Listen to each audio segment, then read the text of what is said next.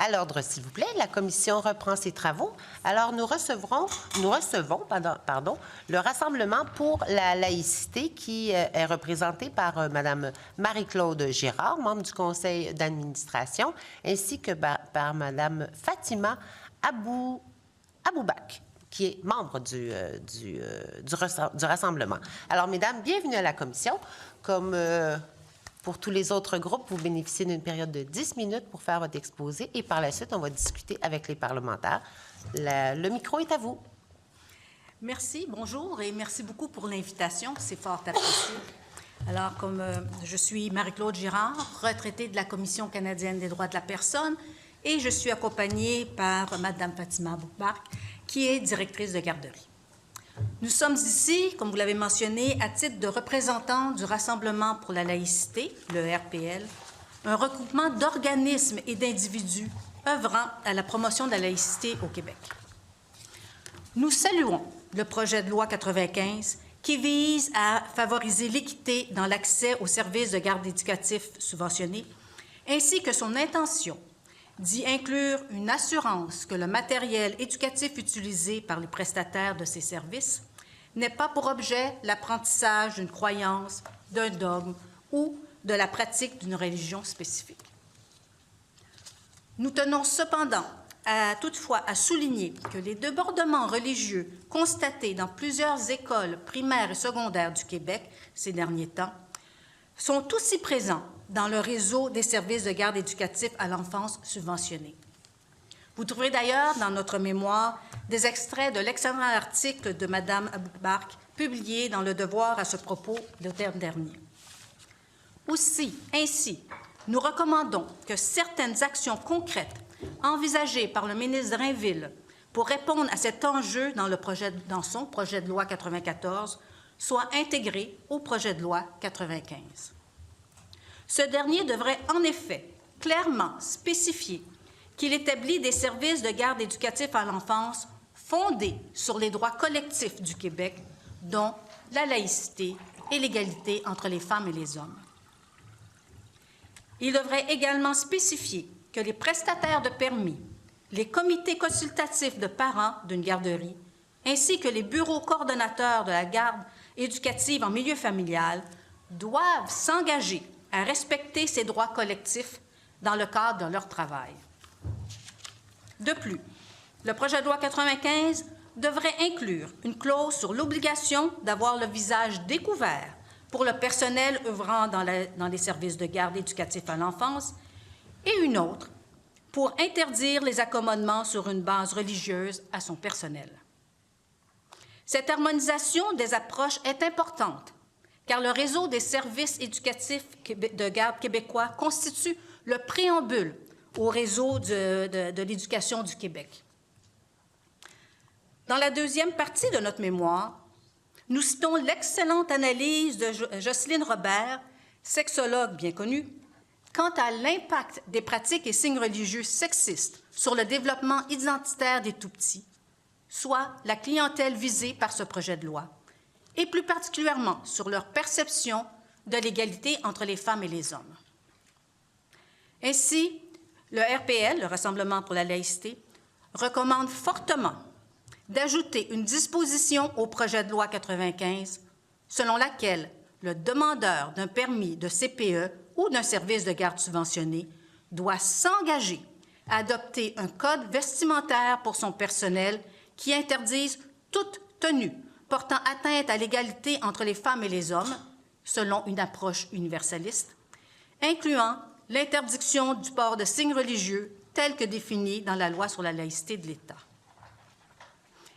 Je cède maintenant la parole à Mme Aboubak, qui illustrera par des exemples concrets la raison d'être de ces recommandations, en plus d'en souligner d'autres recommandations pour plus d'efficacité et de cohérence avec les autres initiatives gouvernementales. Merci Marie-Claude. Bonjour et merci pour l'invitation.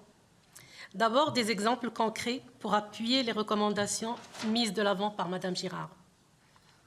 Concernant le matériel éducatif, j'ai été moi-même témoin d'une garderie subventionnée avec des poupées sans visage, des visages sans yeux,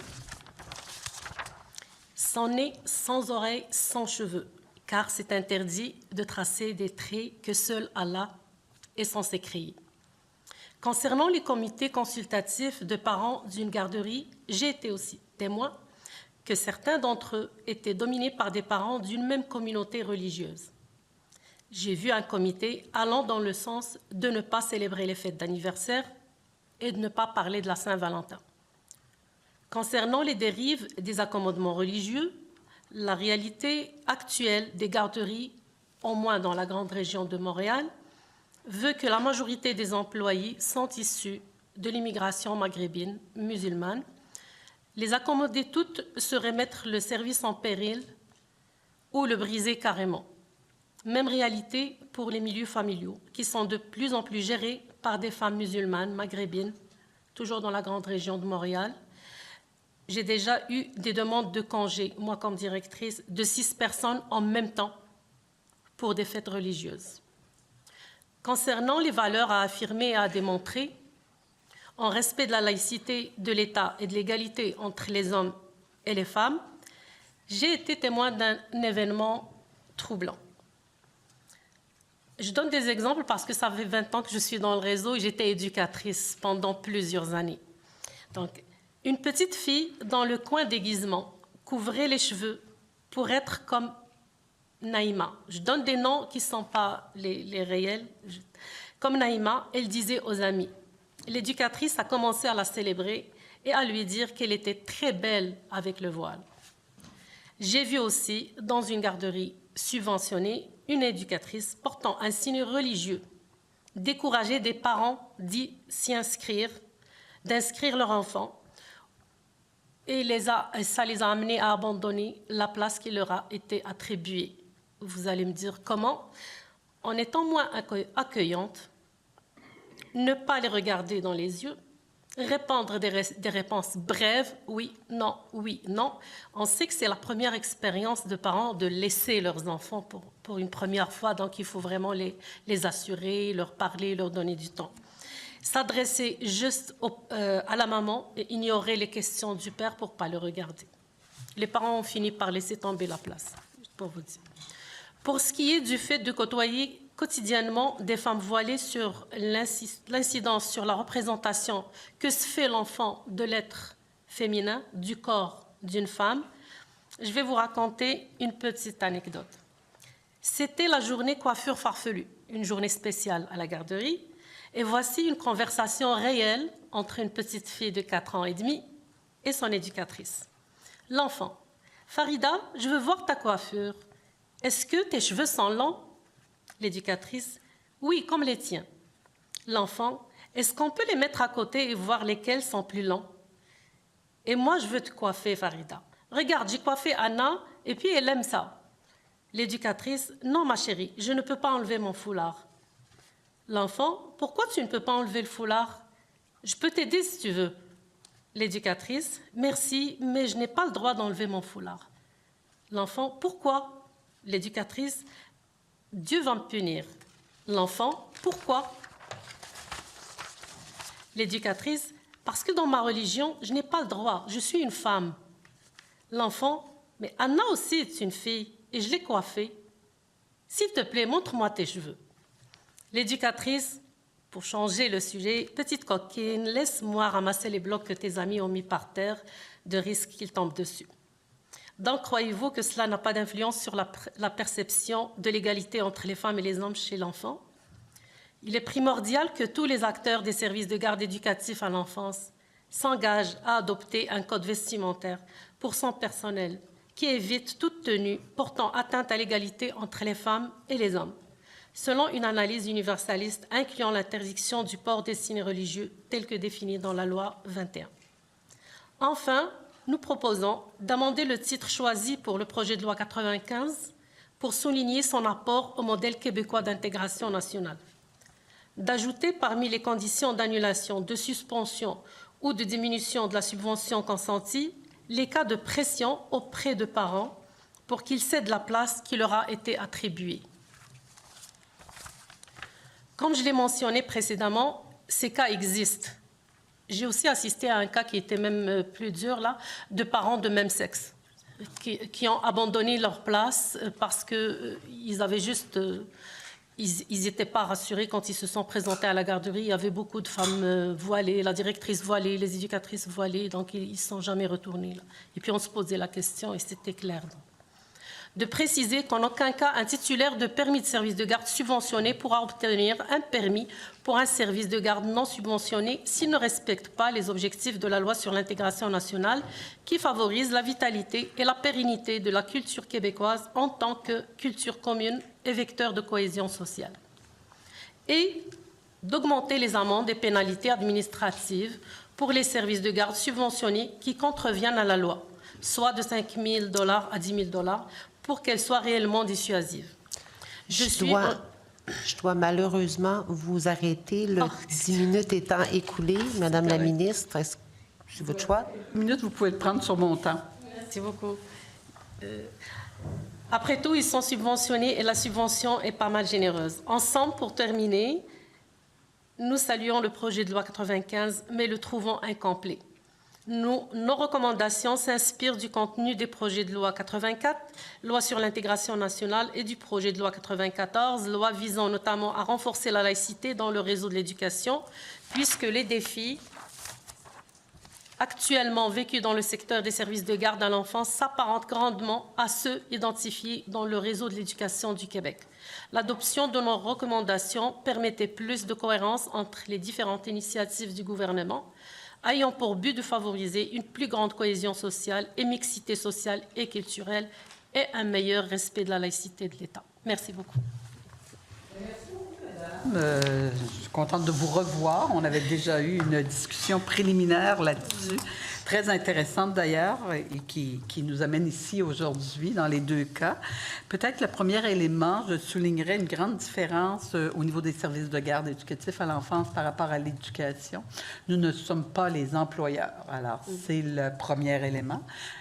C'est un peu particulier. Nous sommes les bailleurs de fonds principaux, mais nous ne sommes pas les employeurs directement. Alors, il y a ce projet de loi au niveau des critères d'admission où on voulait intervenir de façon précoce pour pouvoir justement, dès cet automne, au moment où on mettra le guichet unique, donc s'assurer que les règles sont respectées et qu'il n'y ait plus de discrimination, de barrière à l'entrée, tel qu'on le connaissait traditionnellement dans le réseau des services de garde. Donc, ça nous a amené à faire ce projet de loi. Autre élément, on a aussi donc décidé, le ministre Roberge a mis en place un comité pour voir jusqu'où on doit aller dans la laïcité. Et ça inclut de dire, doit-on, oui ou non, aller à l'interdiction des ports de signes religieux dans les services de garde éducatifs à l'enfance. Je pense que votre position à cet effet, elle est claire et précise, tout à fait. Alors, le comité est formé de 2 personnes, donc personne ne peut contester la valeur. Donc, ils vont travailler là-dessus, ils vont revenir. Vous m'avez probablement entendu hier mentionner que, par contre, on vit dans les milieux de services de garde éducatifs à l'enfance une grave pénurie de main-d'œuvre. Donc, il faut penser un peu comme à l'éducation, comme on retrouve dans le projet de loi de mon confrère à l'éducation. Donc, à ce moment-là, un droit acquis pour s'assurer qu'il n'y ait pas de bris de service, parce que c'est un service quand même essentiel qui est donné, mais on laisse le comité faire le travail. Je ne présumerai pas de leur décision et de leur intervention. J'y reviendrai en temps et lieu sur ma position en tant que ministre de la Famille, mais c'est un peu la décision qu'on a prise pour tout ce qui touche l'interdiction, par exemple, du port des signes religieux. Vous avez dénoté des éléments qui me questionnent, puis on regarde, on analyse concernant les accommodements pouvant être demandés sur base religieuse de la part des employés. Alors là, on va faire des vérifications. Est-ce que cette partie-là est touchée directement par nos conventions collectives? Si oui, de quelle façon? Et sinon, est-ce que ça devrait être porté à l'attention du comité mis en place par le ministre responsable de la laïcité, donc le ministre Roberge? Donc, c'est un élément, je l'ai étoilé pour pouvoir approfondir nos réflexions à ce niveau-là. Alors, est-ce qu'il y a d'autres éléments que vous auriez, par exemple, souhaité qu'on retrouve à l'intérieur du projet de loi 95, qu'on retrouve dans le projet de loi 94, malgré les distinctions de réseau? Si je peux me permettre, oui, malgré les distinctions de réseau. La raison pourquoi on a souligné ces recommandations-là, nous sommes conscients qu'il y a le comité sur la laïcité qui est mis sur place, mais on faisait écho au système de l'éducation que lui a pris en considération les demandes d'accommodement. Alors, il n'est pas passé par la loi sur la laïcité de l'État pour intervenir sur les demandes d'accommodement religieux. Alors, c'est la raison pour laquelle on a dit, bon, mais le service de garde d'enfance, votre projet de loi, c'est le prélude au réseau de l'éducation. Il devrait avoir la même logique de A à Z. Puis, l'autre point que vous avez soulevé, on est conscient aussi que dans le réseau de services de garde à l'enfance, ce ne sont pas des fonctionnaires à proprement parler parce qu'ils sont financés autrement. Encore une fois, c'est pour ça qu'on va se redemander de faire une demande pour qu'ils soient inclus dans la loi sur la laïcité, mais il n'y a pas uniquement cette façon-là. Il y a aussi, compte tenu de la responsabilité du ministère qui accorde des permis, qui reconnaît les comités de parents et tout ça, de s'assurer qu'ils s'engagent à respecter les droits collectifs du Québec. Puis à ce moment-là, qui sont l'égalité entre les femmes et les hommes et la laïcité, pour nous, ça serait très fort. Ça serait renforcer la loi sur l'intégration nationale, qui n'a pas attendu non plus le comité sur la laïcité avant de se prononcer sur ces valeurs phares du Québec, que je répète, la laïcité et l'égalité entre les hommes et les femmes. Alors, on ne voit pas de raison pour laquelle, pour ces éléments-là de base qui nous caractérisent au Québec, qu'il faille attendre le comité pour intervenir pour une plus grande cohérence, comme je dis encore, avec les deux lois mentionnées qui font beaucoup discuter, jaser ces temps-ci, elles sont toutes déposées en même temps. Mais pour nous, c'est primordial, parce que de revenir en arrière pour rajouter ce que l'autre a fait dans le système d'éducation, quand on a l'opportunité de le faire ici en même temps, pour une plus grande cohérence. Alors, c'est pour ça que, oui, on aurait peut-être d'autres petits éléments plus spécifiques au projet de loi, comme Mme Aboukar a mentionné, d'augmenter les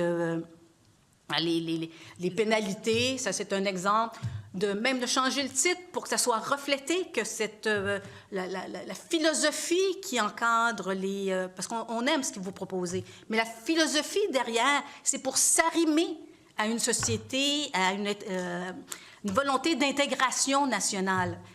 Puis là-dessus, ça s'appuie sur la laïcité et le droit des femmes, l'égalité entre les femmes et les hommes. Alors, c'est primordial. C'est pas des petits détails, mais pour nous, c'est primordial. Et c'est ça, si le réseau est neutre, c'est là qu'il va être accueillant, qu'il va pouvoir accueillir tout le monde. Bien, merci beaucoup, mesdames. Merci, Madame la ministre. Alors, je cède la parole à la députée de Châteauguay. Il reste encore 9 minutes et 18 secondes. Merci, Madame la Présidente. Bonjour, Madame Girard. Bonjour, Madame Aboukar. Bien heureuse de vous avoir aujourd'hui. Merci pour le beau mémoire que vous avez préparé, mais également pour le témoignage que vous avez livré. Ma collègue de Sherbrooke, on posait la question s'il y avait des exemples, en fait, dans les milieux de garde, dans les CPE, où est-ce que, justement, il y avait des situations comme ça. On constate que vous l'avez vécu, donc merci pour ce témoignage. J'avais une petite question pour vous, en fait, là, c'était en lien avec un peu ce que Mme la ministre, encore une fois, vous disait. De quelle façon, justement, les ARS-GEE, donc les personnes, les responsables de services de garde chez eux, à la maison, vous parlez de laïcité, donc ça vous habite, mais quand on parle d'être chez quelqu'un, de quelle façon ça pourrait être appliqué? Mais il faut aussi compte tenu que, en fait, comme Mme la ministre le disait, c'est pas les employés de l'État, c'est des employés indépendants, autonomes et tout ça. Donc, est-ce que... J'aimerais juste vous entendre là-dessus, de quelle façon vous voyez ça?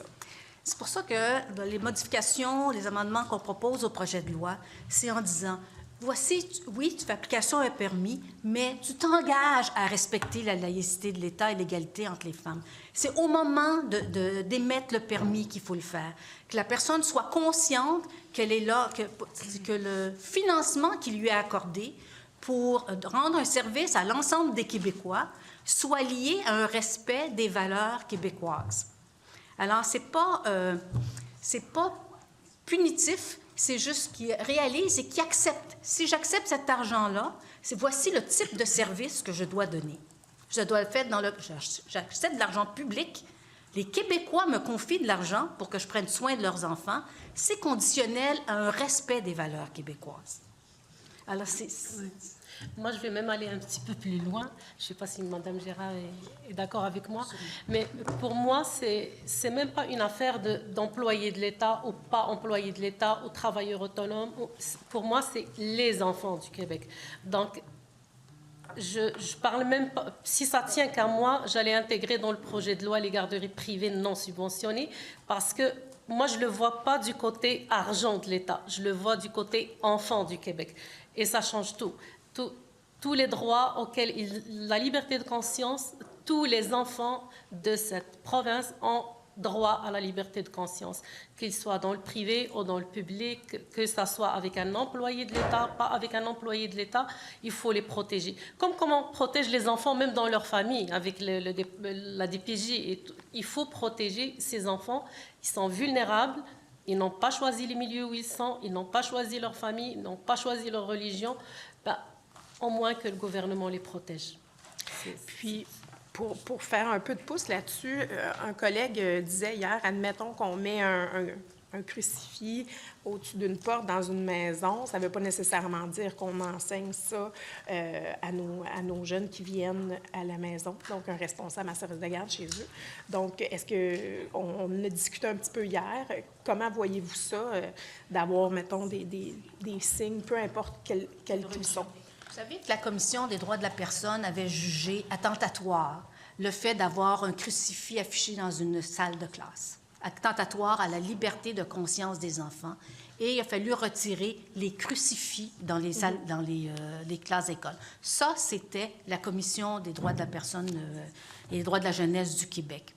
Alors, pour moi, c'est la même chose. Okay. Si dans le milieu familial, on arrive puis il y a une croix dans la pièce, c'est la même chose. Si on accepte, c'est pour ça que je lis à l'obtention du permis, si la détentrice de permis dit « Non, je vais faire dans le respect de la laïcité et du droit des femmes à l'égalité, dans les pièces où j'accueille les enfants, que ce soit dans l'entrée ou dans l'endroit, il n'y aura pas de signe religieux. Je m'engage à respecter la laïcité de l'État. » Alors, si c'est le même principe qui doit s'appliquer dans les écoles, devrait s'appliquer.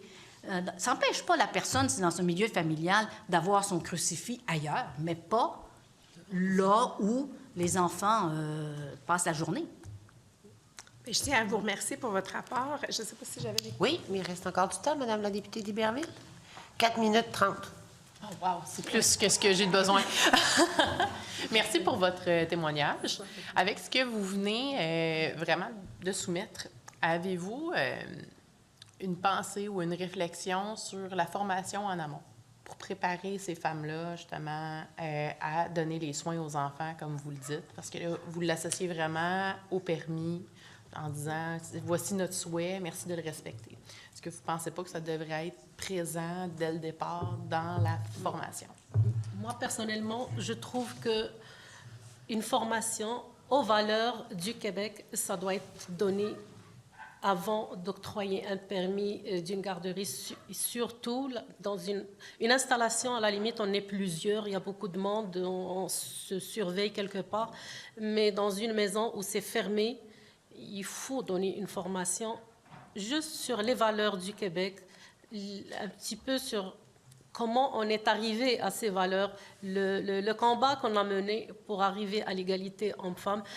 Juste une petite façon de le dire, et expliquer à la personne que ça ne touche en rien sa religion, qu'elle peut pratiquer en privé sa religion, je crois que c'est nécessaire, à mon avis. Par quel moyen ou par quel médium vous feriez ce genre d'intervention? Mais il y a plusieurs formations qui se donnent comme pour le programme pédagogique où vraiment il y a des ateliers, il y a des intervenantes qui se présentent. Eux, ils ont la chance, les milieux familiaux, d'avoir un bureau coordonnateur qui est très, très proche. Donc, j'imagine que ça peut se donner comme une petite formation, comme un petit atelier, 2 petits ateliers simples, clairs, juste pour expliquer à la personne que voici les valeurs du Québec, Et puis, il faut les appliquer. Et voici nos attentes. On s'attend à ce que on protège la liberté de conscience des enfants. Et voilà ce que c'est la liberté de conscience des enfants. Je crois que ça peut se faire.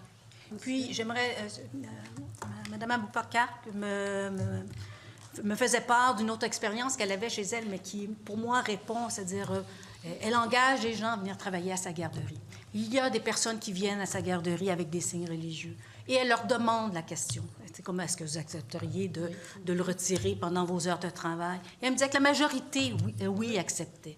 Alors, je ne vois pas pourquoi, si c'est lié comme à l'obtention de permis ou après une formation, les gens n'accepteraient pas de dire, bon, mais pour avoir ce travail-là, pour avoir cette responsabilité-là, pour respecter la liberté de conscience des enfants. Voici, dans le cadre de mon travail, dans ma maison familiale, où je ne porterai pas de signes religieux pendant ce temps-là. Alors, il y a une ouverture de ce côté-là. Les gens comprennent quand on leur explique le comment et le pourquoi.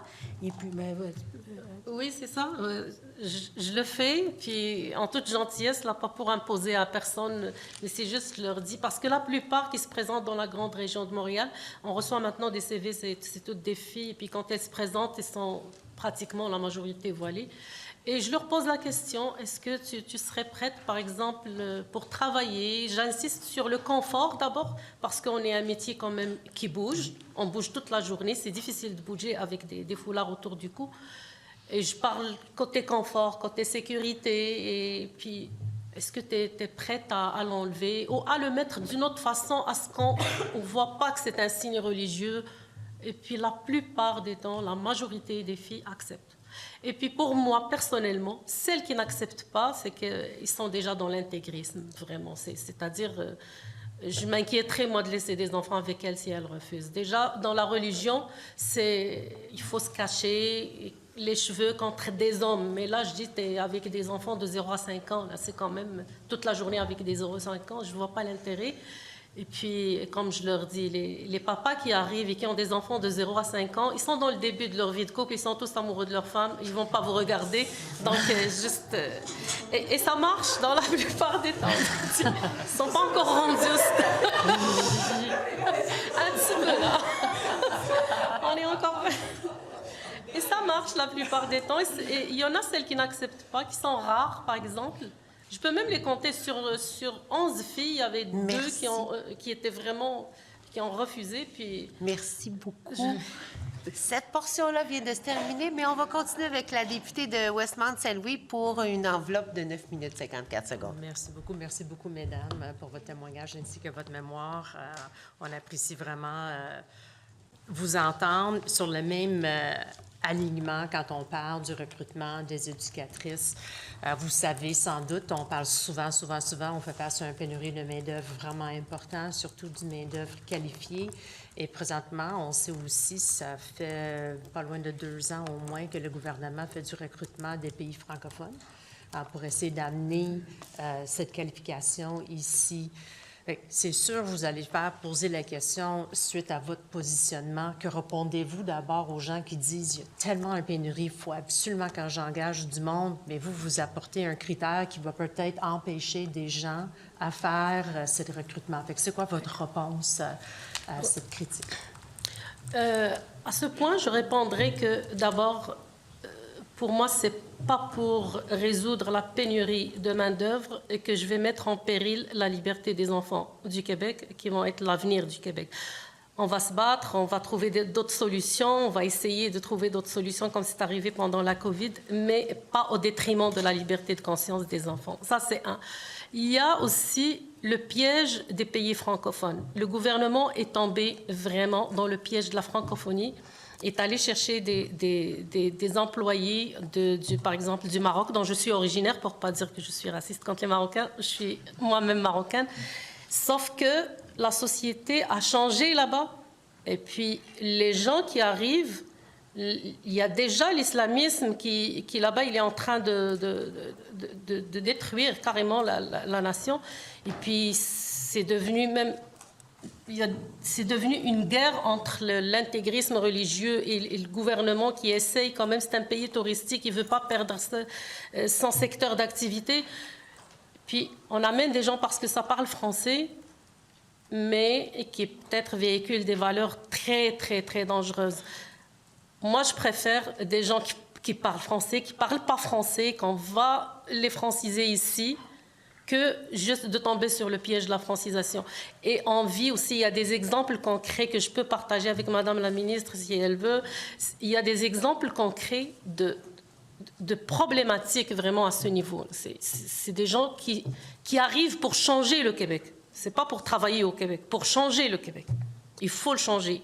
Les gens n'ont pas de valeurs, on va leur apprendre c'est quoi les valeurs islamiques. Et c'est un grand piège. Moi, je ne mettrais pas en péril la liberté de conscience des enfants pour une pénurie de main-d'œuvre. Personnellement.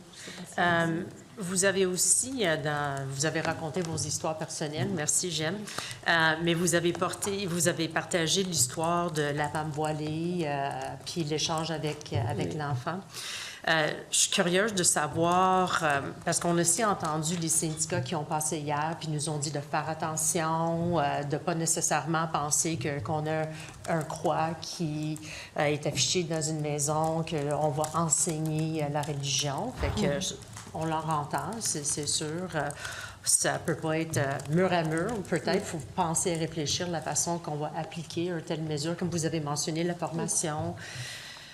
Est-ce que ça existe des études probantes qui citent qu'il y a un lien dans un établissement ou que c'est basé principalement sur des témoignages, votre histoire, que je n'ai pas, c'est votre expérience vécue, mais est-ce que ça existe un type d'études, des chiffres quelque part que nous pouvons utiliser, étudier ici en commission?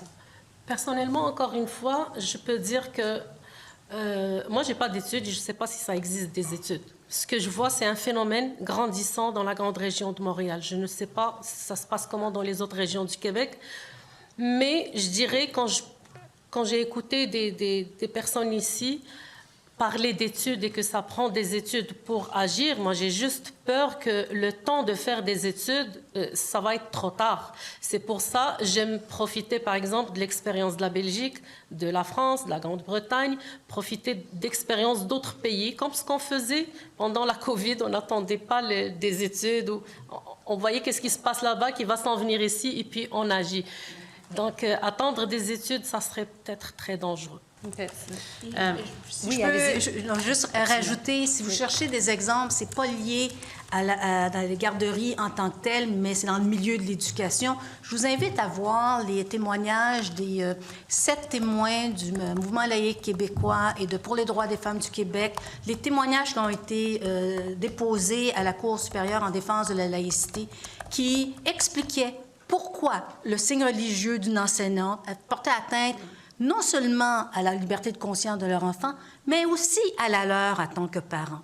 Alors là, vous avez des cas concrets, bien élaborés, parce qu'ils expliquaient, dans le fond, que même eux autres ne pouvaient plus expliquer. C'est difficile pour un parent. L'éducatrice ou le professeur, c'est toujours un modèle à suivre. Pour le parent, dit non, non, tu n'as pas besoin de mettre le voile. Oui, mais mon éducatrice me dit de mettre le voile. C'est sûr que c'est l'éducatrice qui gagne. Alors, parce que l'enfant étant ce qu'il est. Alors, je vous invite à lire les témoignages très, très vibrants qui ont été déposés pour mieux comprendre l'impact que ça peut avoir sur la liberté de conscience. Et des enfants, mais pas que, et des parents aussi. C'est noté. Vous parlez aussi, dans votre mémoire, d'augmenter les amendes. Je souhaite savoir, j'ai 2 questions en lien avec ça. Que sera applicable et acceptable selon vous? Puis encore une fois, est-ce que vous faites cette recommandation parce que c'est basé sur une expérience ou des histoires ou une étude encore probante qui disent que les amendes existantes ne fonctionnent pas? Oui, c'est plus témoignage et expérience vécue, mais pas une seule fois ou 2 fois. Je suis dans des groupes de garderie où on se parle et tout. Et dans la plupart des temps, les parents, les garderies vont préférer payer une amende. Ils disent, ben, écoute, ça va me coûter 500 $, je la paye et puis je ne respecte pas la règle. Qu'est-ce qu'ils peuvent faire de plus? C'est déjà... Je l'ai entendu maintes fois. Qu'est-ce qui serait un montant acceptable d'abord, selon vous? Selon moi, ça doit être vraiment... on a écrit de 5 000 à 10 000 $. Comme ça va être quand même comme la moitié de la subvention d'un enfant pour une année. Ouais, ça va faire un peu mal. Mais j'ai entendu plusieurs fois la phrase qui dit je paierai l'amende, c'est pas grave. OK. Peut-être une dernière question. Vous parlez aussi du matériel éducatif, parce qu'on souhaite que ça demeure neutre.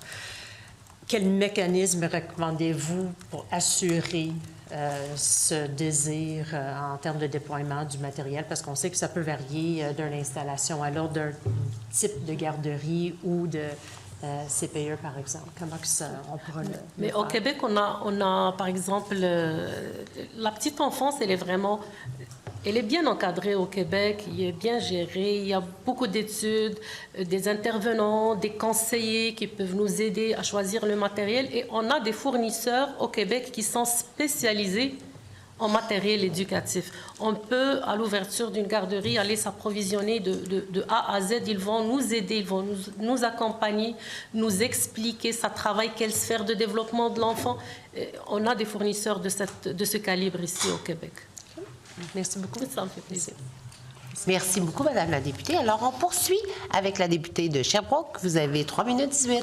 Merci, Madame la Présidente. Je veux vous poser une question sur l'application, finalement, des critères d'admission permis par le projet de loi. En ce moment, c'est prévu seulement pour les garderies subventionnées, les CPE. Vous l'avez abordé rapidement tout à l'heure en disant si c'était de vous, vous élargiriez. Je n'étais pas certaine si vous parliez spécifiquement là, du code vestimentaire à ce moment-là ou si ça s'appliquait aussi par rapport aux critères d'admission. Est-ce que vous l'appliqueriez partout, même dans les garderies non subventionnées? Moi, je l'appliquerai partout, même dans les garderies non subventionnées. De toute façon, les garderies privées ou subventionnées, tout le monde est assujetti aux mêmes lois, aux mêmes règlements. Pourquoi ça ne serait pas ça? La seule différence, c'est la subvention du gouvernement. C'est juste ça, la seule différence. Mais pourquoi pas ce règlement? Pourquoi pas ça? Donc, il y aurait une légitimité, notamment parce qu'il y a des crédits d'impôt aussi. Pour moi, c'est légitime parce que, comme j'ai dit, je ne parle même pas voler argent. Pour moi, c'est légitime parce que ça touche les enfants. C'est juste ça. OK. Ben, ça répond à ma question. Vous avez encore du temps. Bien, la réponse est très claire, c'est bon? Oui, parfait. Alors, Monsieur le député des Îles? Oui, merci Madame la Présidente. Merci à vous pour votre présentation et vos témoignages également qui sont très éloquents.